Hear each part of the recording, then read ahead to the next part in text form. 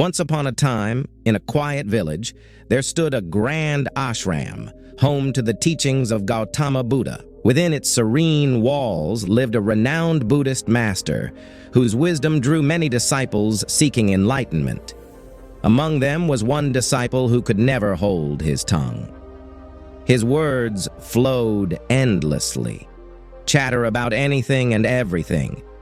When he ventured out to collect alms, he would return with stories, spinning tales of every household he visited. He eagerly shared these stories with the other disciples, basking in the attention they gave him. But there was another side to him, one less admirable. He would slyly sow seeds of discord, whispering criticisms of one disciple to another. All the while, he painted himself as virtuous and wise.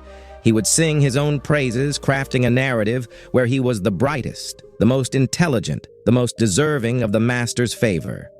In his heart, he believed himself superior, a cut above the rest. His every word and action seemed to scream, "Look at me! I am different! I am better!"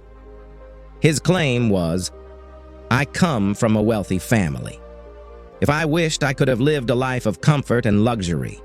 But I left it all behind to come here, because I seek the truth. I want to know myself, to understand life.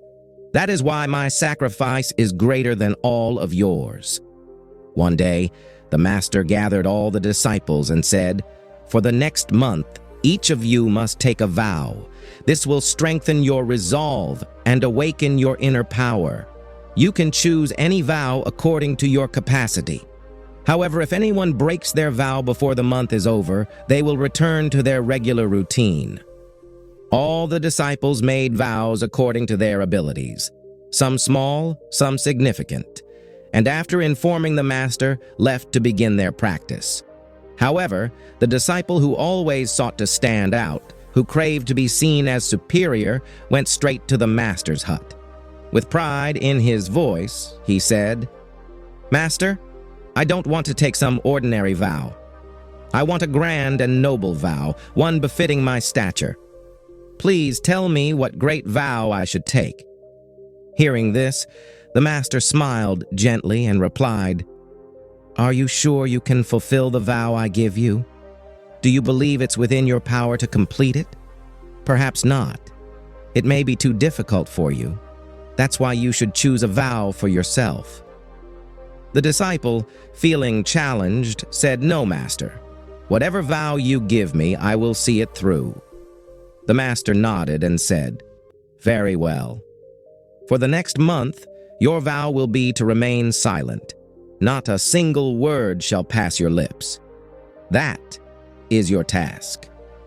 Surprised, the disciple protested, "Master, is that even a vow? That's far too easy. Staying silent for a month is no challenge at all. Give me a vow that matches my capability. Something truly difficult." The master, still smiling, replied, "First, prove you can complete this vow."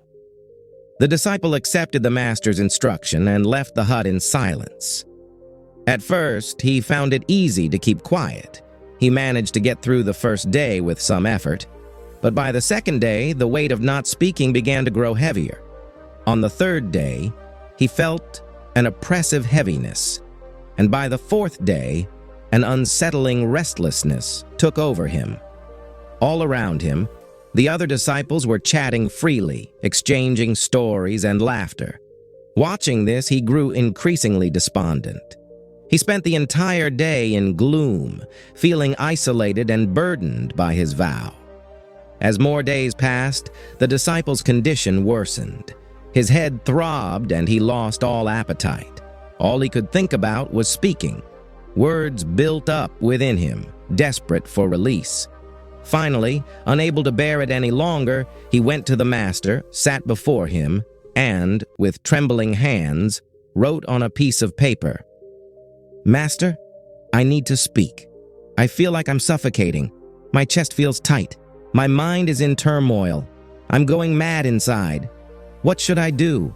Should I break my vow?" Reading this, the master smiled and said, Vows are meant to be broken, but those who fulfill their vows strengthen their inner power, and those who strengthen their inner power contribute to the welfare of society. Taking a vow was in your hands, and breaking it is also within your control. Many of your fellow disciples have already broken their vows and returned to their old routines. If you find it too difficult, you too can abandon your vow and go back to your previous way of life. But remember, if you cannot uphold this small vow today, how will you manage the greater challenges of life? The choice is entirely yours. These words struck the disciple deeply, like an arrow piercing his heart. Without saying a word, he left the master's presence and retreated to his hut. There he locked himself away, emerging only for essential tasks. The rest of the time he remained inside, silently confronting his inner turmoil. 15 days had passed, and by now, almost every disciple in the ashram had broken their vow. However, his vow remained unbroken. Since the day he took the vow, he hadn't uttered a single word. The entire ashram was astonished. How could someone who talked so much suddenly fall silent? After these 15 days, he once again approached his master.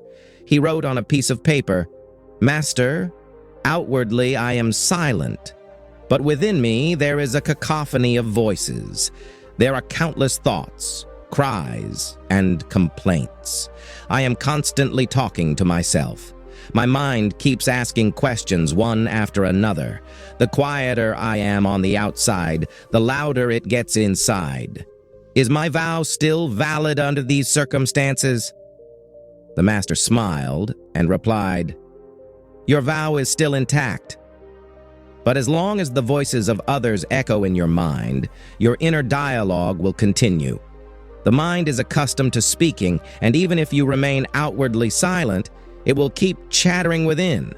To achieve true silence, you must distance yourself from these voices. Only then will you find peace." The disciple bowed deeply and left. The next morning, without a word, he abandoned his hut and journeyed into the forest, seeking solitude and true silence. Many days passed, and the period of the vow came to an end, but the disciple did not return. The entire ashram was gripped with fear. What if a wild animal had attacked him? Despite their best efforts to search for him, there was no trace. Gradually, the other disciples accepted the grim possibility that he had fallen prey to the dangers of the forest. But the master thought otherwise. One day, a disciple approached the master and asked, "Gurudev, what do you think happened to our talkative brother? Could it be that a wild animal has killed him?" The master calmly replied, "Perhaps he was indeed taken by a wild animal. But there is another possibility. He may have found what he went searching for." The disciple, curious, asked, "Gurudev, is talking too much truly so harmful?"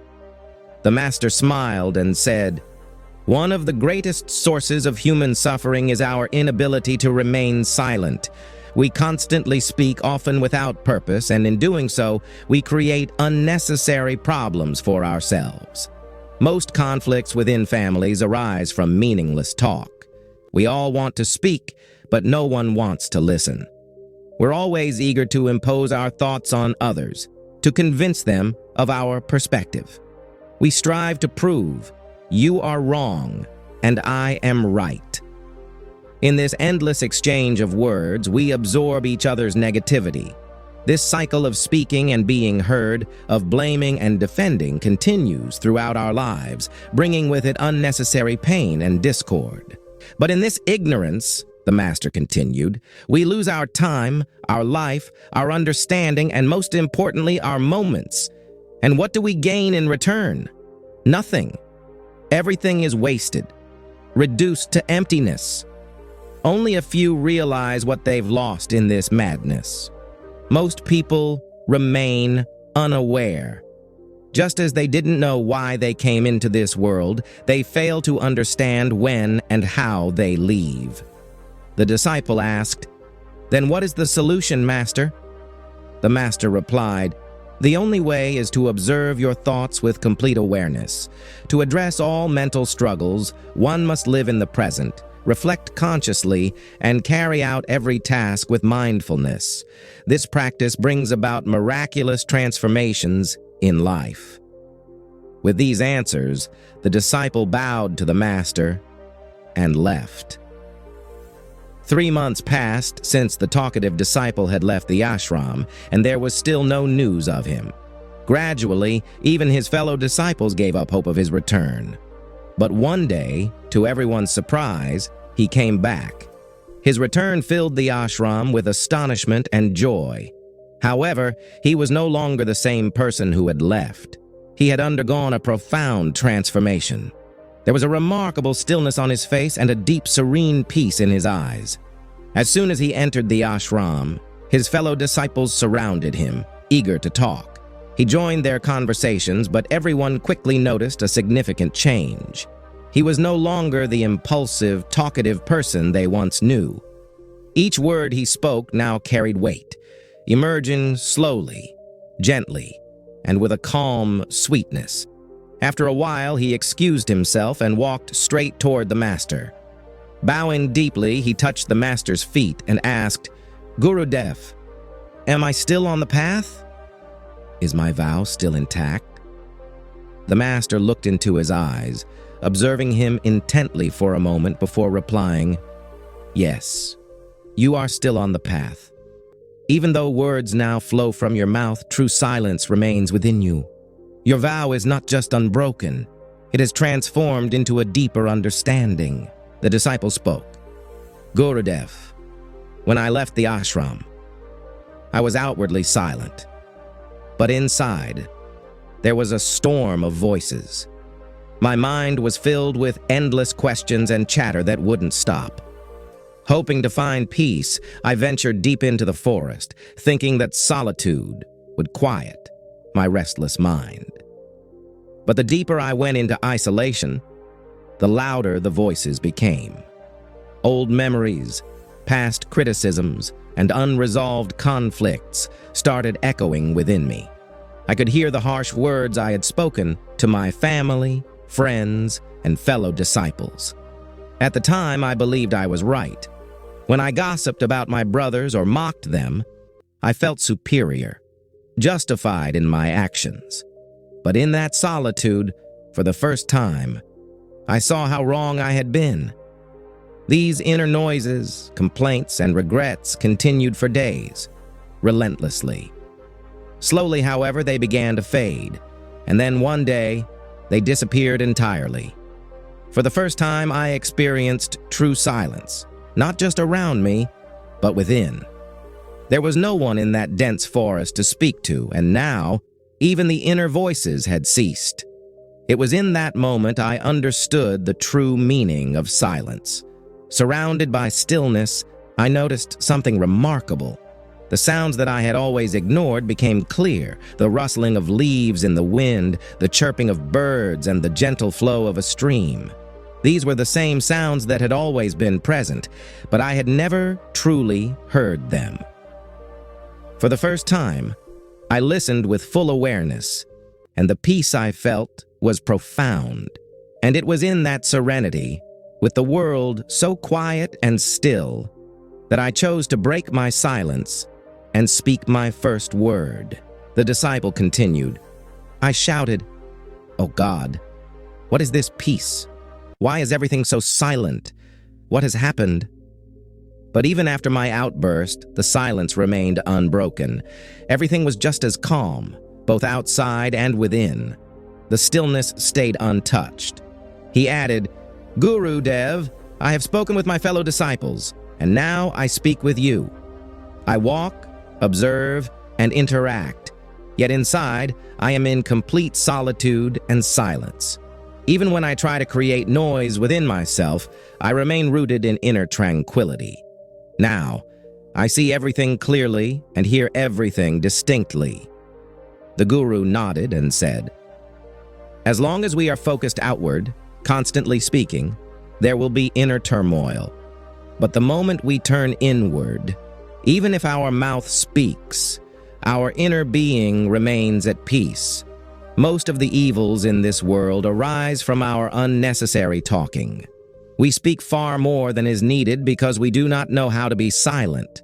We don't listen to others. Instead, we want to silence them, to assert our identity, to show what we are capable of. This becomes the sole purpose of our lives. Our energy drains in meaningless chatter, leaving us exhausted and filled with suffering.